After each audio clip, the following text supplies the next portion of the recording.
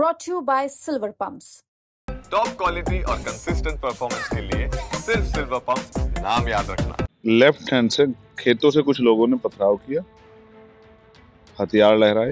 एक लड़का जिसका अंगूठा जो है काफी डैमेज हुआ, एक का ये जबड़े की हड्डी लगभग शायद टूटी है। वो वहां से निकले, फिर जो है पीछे जो गाड़ियां थी उन पर फिर पथराव हुआ, जिसमें एक व्यक्ति का सर में चोट लगी है, गंभीर है, और पूरी गाड़ियां जो है टूटी है। 2 गाड़ियों में चोट लगी। हमारे साथ आजाद समाज पार्टी के राष्ट्रीय अध्यक्ष चंद्रशेखर आजाद जी हैं। चंद्रशेखर आजाद जी के काफिले पे कल मथुरा में पथराव हुआ है। क्या पूरी घटना थी, इन्हीं से जानते हैं। चंद्रशेखर जी, कल आप मथुरा में थे, क्या घटना थी और कहाँ गए थे आप?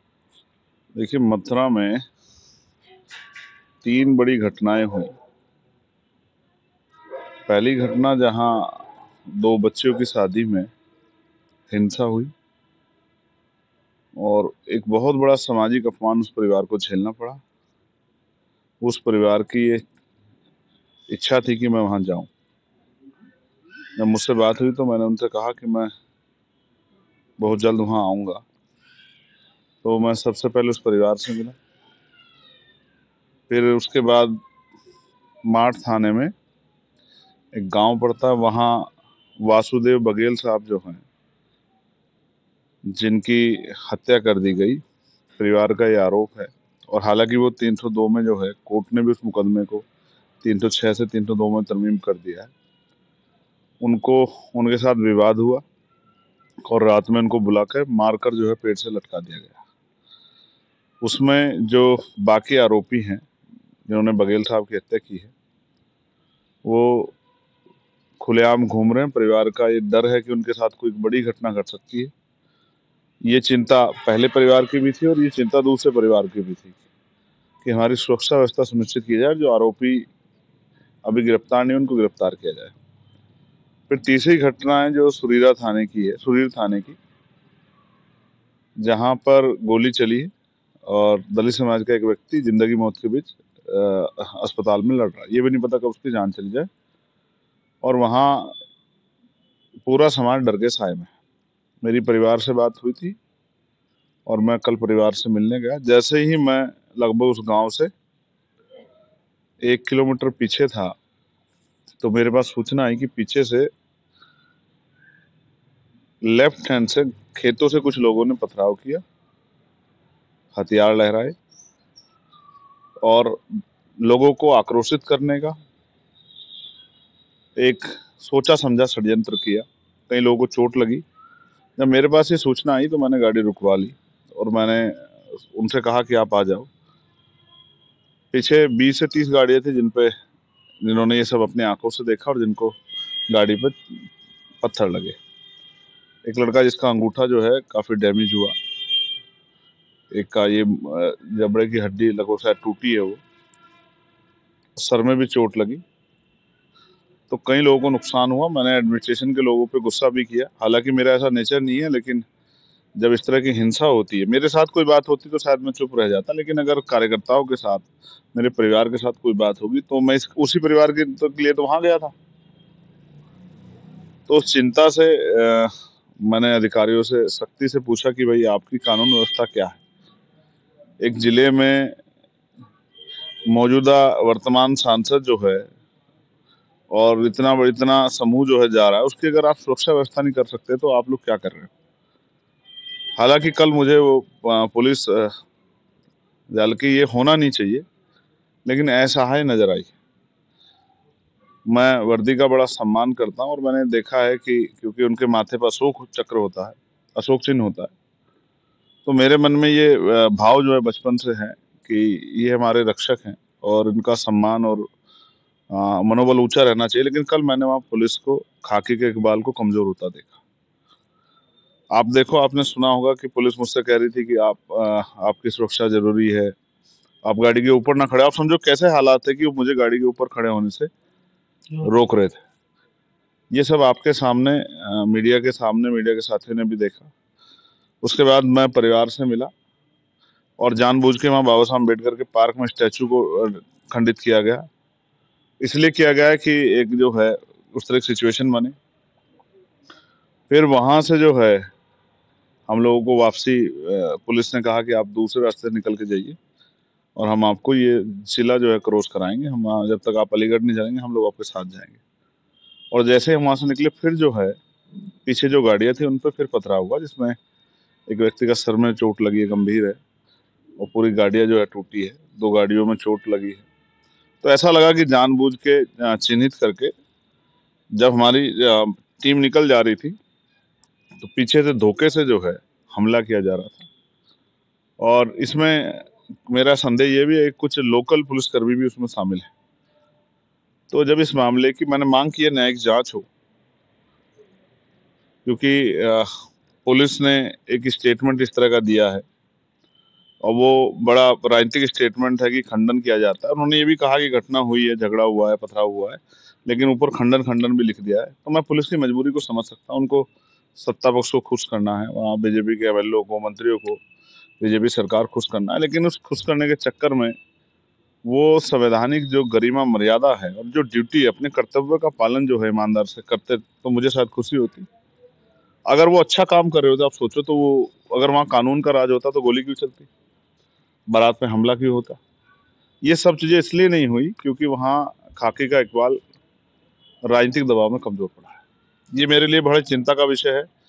जब मेरे जैसा व्यक्ति जिसके पास सुरक्षा है उसके ऊपर हमले का प्लान हो सकता है या उसको नुकसान हो जाए, तो आम गरीब, दलित, पिछड़े वर्ग की या किसी भी वर्ग के गरीब आदमी की हालत वहाँ कैसी होगी, महिलाओं की, किसान मजदूरों की। ये मेरे लिए चिंता का सबब है।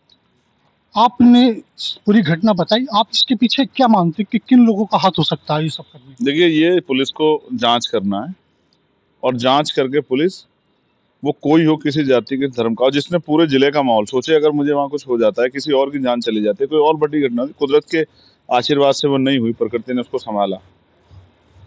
अगर ऐसी घटना हो जाती तो क्या होता। पूरे देश में कार्यकर्ताओं के अंदर जो गुस्सा है, और आज हमारे यहाँ चिंतन से हो रहा है, शाम में जो है, और क्योंकि इस मामले से स्पष्ट होता है कि जहाँ तक मैं समझता हूँ, जिन लोगों ने वहाँ वर्चस्व कायम किया है और जो लगातार हिंसा कर रहे हैं वहाँ गरीबों की बच्चियों के साथ, गरीब लोगों के साथ, उनके मन में भय पैदा हुआ कि अगर चंद्रशेखर यहाँ अपने सहयोगी के साथ आएंगे तो ये जो गरीब जनता है उनका मनोबल बढ़ेगा, बघेल साहब का मनोबल बढ़ेगा, और जो शेड्यूल कास्ट के लोग हैं उनका मनोबल बढ़ेगा।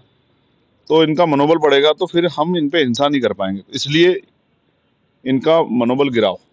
तो जो इनका जो सबसे ताकतवर आदमी, उसी को रोकने की कोशिश करो, उसको डिस्टर्ब करो। तो मुझे लगता है सोचा समझा षड्यंत्र है आरोपियों को बचाने का, और सत्ता का संरक्षण जो है के जरिए जो मजबूत आवाज़ जो है कमज़ोरों की बन रही है, उसको भी जो है कमज़ोर करने का जो है ये कि सोचा समझा षड्यंत्र में नज़र आता है। उनको लगता है कि अगर ये हिम्मत हार जाएंगे तो फिर कोई गरीबों की लड़ाई नहीं लड़ेगा और उन पर फिर जुल्म करना आसान होगा, ना उनकी कोई थानों में सुनवाई होगी। आप भी जानते हैं पहले कितनी रिपोर्ट लिखी जाती थी, रिपोर्ट लिखी भी गई किसी दबाव में तो कार्रवाई नहीं होती थी, अब तो लोगों को जेल जाना पड़ता है। तो ये सब इसलिए हुआ है कि भीम आर्मी आज़ाद समाज पार्टी के लोग सक्रिय हैं और लगातार नज़र रखते हैं। एडमिनिस्ट्रेशन में इस बात का भय रहता है कि भाई अगर हमने कानून का पालन नहीं किया तो ये लोग जो है संवैधानिक दायरे में विरोध करेंगे। इन सब चीज़ों का ध्यान रखते हुए वो कार्रवाई करते हैं और उसमें भी कोशिश करते हैं कुछ परसेंट जो है आरोपियों को बचाने का काम करते हैं। ऐसा बहुत सारी घटनाओं हमने देखा है। आपने अभी कुछ पुलिस वालों का नाम लिया कि कुछ पुलिस वाले भी शामिल हैं, तो क्या इनके इस मामले के लिए आप उच्च अधिकारियों को लिख रहे हैं या क्या? मेरी लगातार वहाँ के सीनियर अधिकारियों से बात हुई है और हमने आज चिंतन फेवर में अगर चर्चा हो जाती तो हम इसको, क्योंकि हिंसा तो पूरे देश में ही कमजोर वर्गों पे हो रही है, इसको आसान सब्जेक्ट नहीं रखेंगे। हम लोग इस पे मजबूत काम करेंगे। हम इतने कमजोर नहीं हैं कि हम अपनी बात को संवैधानिक मर्यादा में नहीं रख सकते हैं, या हम लोग जो हैं जन आक्रोश नहीं कर सकते हैं। एक बहुत बड़ा जनसमूह जो है आज़ाद समाज पार्टी भीम आर्मी जुड़ा हुआ, उन सबके मन में चिंता है। और मैं फिर आपसे कहूँगा, मैंने कई बार कहा है कि उत्तर प्रदेश में कानून व्यवस्था के बुरे हाल है। जो कानून व्यवस्था पर सवाल खड़ा करता है उसी को जो है नुकसान पहुंचाने का काम उत्तर प्रदेश में किया जाता है, चाहे वो मीडिया का व्यक्ति हो, चाहे वो किसी पार्टी का नेता हो, या मेरे जैसा कोई सामान्य कार्यकर्ता हो, या कोई संविधान को मानने वाला कोई जागरूक व्यक्ति हो। तो इसलिए मैंने अधिकारियों से बात की है और हम लोग कोशिश कर रहे हैं कि उसमें जांच हो। जांच से क्या होगा कि ये जो खंडन और ये सब चीज़ें जो है ना, वो दूध का दूध पानी का पानी हो जाएगा जब आप जांच करोगे। हो सकता है कि आपकी बात सही निकले, लेकिन उसके लिए जांच की जरूरत है। तो पुलिस को जांच करनी चाहिए थी। रात को 12:30 बजे अचानक क्या हुआ कि पुलिस को स्टेटमेंट देना पड़ा। आप समझिए, जब उनको पता लगा कि चंद्रशेखर ने जिला छोड़ दिया है, क्योंकि मैंने उनसे कहा था अगर कोई भी आप दुरुपयोग करोगे या इस मामले में लिपापोती करोगे तो मैं यहाँ पैदल मार्च करूंगा।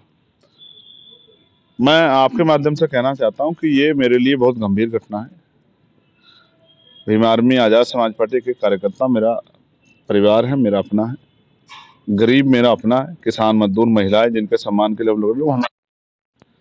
और अगर उनका मनोबल तोड़ने के लिए या हमारी हिम्मत तोड़ने के लिए अगर सरकार के इशारे पे कुछ होगा तो ये किसी भी कीमत पर स्वीकार नहीं किया जाए। आप देखिए कि पूरे जिला को जो लोग कंट्रोल कर रहे हैं, कल वो एक छोटे से क्षेत्र को कंट्रोल नहीं कर पाए, डरते बचते नजर आए। ये चिंता का विषय है। मुझे इस बात को लेके चिंता है। मैं सरकार से कहूंगा कि पुलिस को इतना कमजोर ना किया जाए कि जो जिनको देख के मन में रक्षक की भूमिका पैदा होती है, उनके सामने ही अगर हिंसा हो और वो कुछ कर ना पाए तो एक चिंता का भी जो है लोगों के माथे पे सिकन आती है। तो ऐसी स्थिति नहीं उत्पन्न होनी चाहिए। इसके बात का ध्यान जो है सरकार को रखना चाहिए। आपने सरकार के ऊपर भी आरोप लगाया कि सरकार के दबाव में कुछ लोग इस तरह का ट्वीट कर रहे हैं कि वो पवन धवारिया नाम के किसी व्यक्ति ने ट्वीट करके आरोप लगाया है कि चंद्रशेखर जी आरएसएस और बीजेपी की भक्ति वाले हैं, तो उन पर कौन हमला कर सकता है? पहली बात तो मैं किसी ऐरे गहरे नत्थु खेरे के बारे में कोई जवाब नहीं देना चाहता हूँ। रही बात कि सोशल मीडिया पे कोई क्या लिख रहा है, इसका ये मेरा काम नहीं। मैं अपना काम कर रहा हूँ और मैं अपने हैसियत के बराबर के लोगों का ही जवाब देता हूँ। अगर इस लड़ाई को, जिस तरह आपने बताया, अगर यह इस तरह न्याय नहीं मिल पाता तो इस लड़ाई को और आगे किस तरह से ले जाएंगे? नहीं, ये संघर्ष है जो बहुत लंबे समय चला रहा है। और बाबा साहब अम्बेडकर ने, काशीराम मान्यवर काशीराम साहब ने, महामना रामस्वरूप वर्मा ने, चौधरी महाराज सिंह भारती ने, प्यारेलाल यादव ने हमें सिखाया है, जन्ना कपूरी ठाकुर ने, कि अपनी लड़ाई को कैसे लड़ना है। बाबू जगदेव प्रसाद कुशवाहा हो, हम सब महापुरुषों के रास्ते पे चलने वाले लोग हैं। हम लड़ाई को लड़ना जानते हैं, संघर्ष करना जानते हैं। और हम आज चिंतन शिविर में इस पर चर्चा करेंगे कि इस जो सोचा समझा षड्यंत्र है, जिसको लगातार पिछले 3-4 दिन से जिसके लिए पंचायतें हुई और जो एक सोच समझ के पूरा माहौल बनाएगा, इससे कैसे निपटना है और सरकार को भी ये सरकार की नींद कैसे खोलनी है, इस पर भी हम लोग जो है आज चर्चा करेंगे। और फिर जो निर्णय होगा उस पर जो है बहुत जल्द पीसी करके जो है, चाहे वो लखनऊ में, दिल्ली में, हम लोग अपनी बात रखेंगे। तो ये हमारे साथ थे चंद्रशेखर आजाद जी। आपने सुना कि कल पूरी घटना कैसे हुई और घटना के पीछे क्या लोग थे और कौन लोग रहे, और ये भी बताया इन्होंने कि इसे आगे एक आंदोलन के रूप में, अगर इसमें न्याय नहीं मिलता तो इसकी लंबी लड़ाई भी लड़ी जाएगी। मैं संजीव शर्मा, बिजनौर, यूपी तक।